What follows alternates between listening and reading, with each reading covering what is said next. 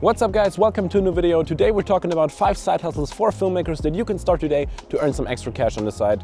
Things are getting more expensive, we want to buy camera equipment or just live, pay rent and buy food. For all of that, we need money, so let's talk about how you can get some extra money on the side to pay the bills. Let's talk money. Okay, first up, so even though we're talking about side hustles for filmmakers, I'm not talking about just making video gigs, shoot music videos on the side or weddings or corporate stuff. Because in my opinion, if you're a filmmaker, you are already or you're aspiring to be a full-time filmmaker, which probably means that you're full-time living off of shooting videos for others. So at least I don't consider shooting videos as a side hustle for filmmakers because for me, it's more like a main hustle. So I'm not gonna recommend just shooting videos because it's not a side hustle for me. Let's start with the first side hustle though, which is of course the obvious thing, which is of course starting a YouTube channel like I did, like many other YouTube creators or filmmakers in general did. Now there are several ways to monetize your YouTube channel and earn a pretty hefty income with your online presence. The first one and most commonly known one is of course Google AdSense. These are the ads that play in front of a video, in between videos, or sometimes pop up right down here. Now companies pay YouTube to play these ads in front of your video, and YouTube then in return pays you to play these ads in front of your video per 1,000 views. Now how much money you earn per 1,000 views of course varies on the niche you're in. We're talking about filmmaking, which is not the niche where you earn the most amount of money. This one is of course the financial and beauty industry, but it's most certainly also not the lowest industry that you can earn money in. However, to earn money through Google AdSense, you first have to build an audience, and you have to have 1,000 subscribers on YouTube and 4,000 watch hours in the last 12 months. Now of course you first have to reach that goal, but luckily Google AdSense is not the only way you can earn money on YouTube. There are sponsorships, which you also probably won't get in the beginning if you're just a small creator. But once you have gained a few thousand subscribers, companies will come to you, email you, and say they will maybe want you to review their product. Then they will give you their product for free and maybe even pay you a small commission to do that. As a small example, at the moment I have 1,478 subscribers, and even I, as a very small creator, already have companies contacting me to review their products in my videos, which some of them will come soon, so stay tuned for that. Now, of course, you should just promote products that you really believe in, that really will benefit the audience that you're reaching. Like for example, in my case, they are filmmaking assets, plugins that I think are really good. I wouldn't promote like a fishy Bitcoin scheme or trading, whatever. You should only promote stuff that you would use yourself. Now then, still talking about YouTube, there are of course also affiliate links, most commonly known for Amazon, but also for other sites. For example, I have a referral code for Artlist, for DistroKid, which is a service that lets you upload your music to Spotify, or LineVast, which is where I registered my domain. And also, if you have an audience on YouTube, you could also use that to promote your products and services. Like for example, I have a link to my online shop in my description. I probably have to say ad right here. And of course, since I run a video business, YouTube is also kind of a way to promote my videos, my services, and show off what I can produce and create. So it's also another way that I can earn money through YouTube, basically. Now let's talk about the second option to earn money on the side as a filmmaker, which is stock footage. Stock footage is very underrated in my opinion because you can earn a lot of money even passively. Now passive money, take that with a grain of salt because some people say passive money doesn't exist. Of course, there is no money without any work, like maybe if you inherit some money, but for all other stuff, you have to put in work first and then you can earn money passively even if you don't put work into it, as it is with stock footage. Of course, you have to put in a lot of work in the beginning, but once you have uploaded these clips, they can just stay online. You can just go to sleep, wake up, get a notification that you sold some stock footage and you made money basically in your sleep, but of course with first putting in the work up front. Now as a filmmaker, you probably have tons of footage on your hard drive, so feel free to go through them and look at what could sell on a stock footage website. But of course, pay attention to if you're using stuff from client projects, that you have the permission to use it. And if you want to sell clips with people in it, you of course need a model release, so you need their okay to sell it. For stock footage, I'm using BlackBox, which is a very great site. You just upload your clip once and they distribute it to 4 or 5 big stock footage sites, like for example Adobe Stock, Pond5, Shutterstock, I guess Vimeo Stock, and even more. The great thing about their service is it doesn't cost anything up front. They just take a small commission every time you make a sale, which is not that much. And it of course saves you a lot of time because they distribute it to the 4 biggest sites and you don't have to upload it 4 times. Now the curation process and the editing, uploading and everything takes a lot of time. You can spend anywhere from 5 minutes to up to 1 or 2 hours per clip basically, depending on how well you want to edit it or keyword it. But again, once you upload it, you can just let it sit there and it will sell basically until the footage is obsolete. About exactly 1 year ago, I made a video about my stock footage and how much I sold, how much I earned with BlackBox, so feel free to watch it up here or here. I never know. And since then, I pretty much stopped uploading stock footage, not because I don't want to.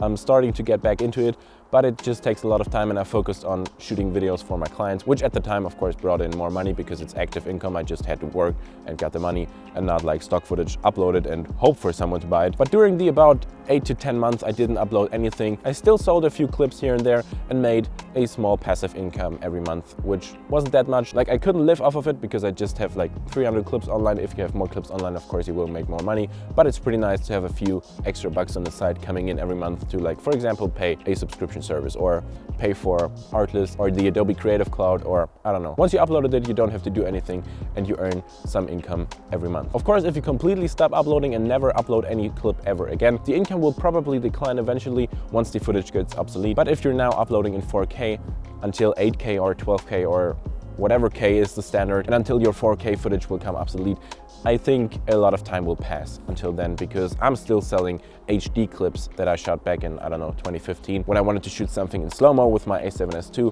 in 60 FPS, I had to go to full HD because it didn't shoot 4K 60 FPS, and it still sells even though it's HD nowadays. So I think 4K footage will stay strong for until at least a couple of years. Which brings us right to the third side hustle as a filmmaker. You could offer your editing services, even video services, but mostly if it's online editing services on sites like Fiverr, Upwork, or even eBay or Craigslist if you're in America or countries that have Craigslist. We don't have it here in Germany. And there are a few more freelancer sites that you can use, which are country specific because they sometimes even offer jobs for shooting video. So there are a few sites that you can use as a freelancer to offer your services and to apply for, or just offer your services as a filmmaker. But again, shooting videos is kind of the main hustle and not side hustle. But you could offer your editing services online on sites like Fiverr, Upwork, etc. to just earn a few extra bucks on the side. Now be careful if you use websites specifically for freelancers, because there are a few money traps. You can apply for sites and they will require you to like pay $20 a month, and you won't get any money back from them because you won't get any jobs. So be sure to maybe only use free sites, or if you really believe in a project, you could also use a website where you pay.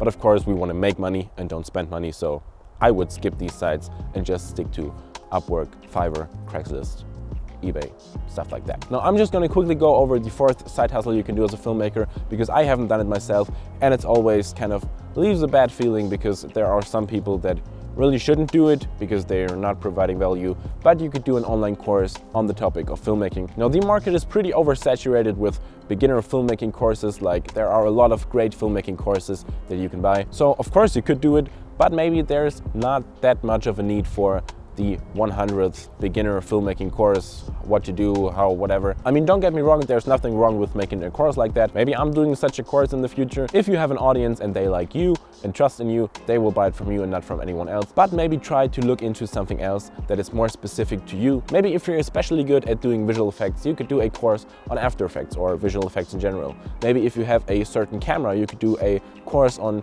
really mastering your, for example, A7S III or FX6 or something like that. Or if you're a really creative script writer, you could do a course on writing the perfect script. So there are a lot of options that you could do with a video course. Of course, you don't have to launch your own site for your video course. You could use sites like Skillshare or Udemy. Not a sponsoring, I have never used these services actually, but I have only heard great stuff about these and wanted to look into them, not only to maybe sell something there in the future, but also for me just to consume and learn some new stuff, because the sites sound like a great service. Now the last side hustle for filmmakers is also pretty obvious, but very often overlooked. It's just renting out your camera gear. Whenever you don't have a shoot, you have your camera at home, maybe your audio equipment, your lighting equipment, you're not using it and it's just sitting on your shelf, not making any money, but maybe some other guy or some other girl has a video shoot on that day and they would need your camera, so you could just rent it out to them, and after a few days or a few months of renting out your gear, maybe the gear even pays for itself without you having to do any work. Now I haven't done such things in the past because I rely on my camera equipment not just for my clients and my video shoots, but of course because I also produce a YouTube video every week, which means I need a camera every week. Of course I could rent it out for some days, and of course I have several cameras to use, but until now I was too scared that someone would break my camera, and I just, if I have a shoot then, couldn't get a replacement in time, which is of course nonsense because I could also just rent a camera. But yeah, I haven't done it till now because I bought my camera to have it, to own it, and so that I can use it every time I want. Like every day I can just pick it up, go out, shoot something, and not have to rent out a camera because it's mine and I own it.